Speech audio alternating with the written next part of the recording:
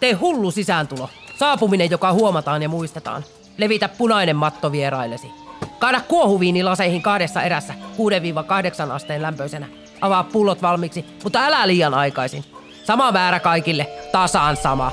Väri, maku, alkoholilla vai ilman, tilaisuuden luonne, osallistujamäärä, ikäjakauma, allergiat ja rajoitukset, kotimaisuus, ekologisuus, eettisyys.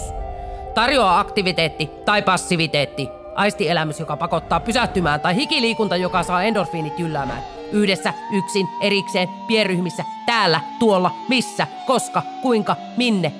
Onko kaikille varmasti lumikenkiä? Voiko viskitasting olla laavulla? Kuinka korkealla vesi on ja voiko paistaa tikkupullaa? Taikinaterapiaa. Vaivaa, kohota, pyöritä, kauli, maista, leivo, nauti, syö. Syökää yhdessä, seurustelkaa ja naurakaa. Nauttikaa. Matkusta maailman ympäri tuoksupaarin tiskillä.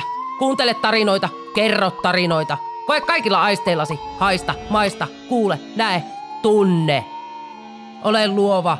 Työnnä kädet saveen, askartele, piirrä, maalaa, tanssi ja laula.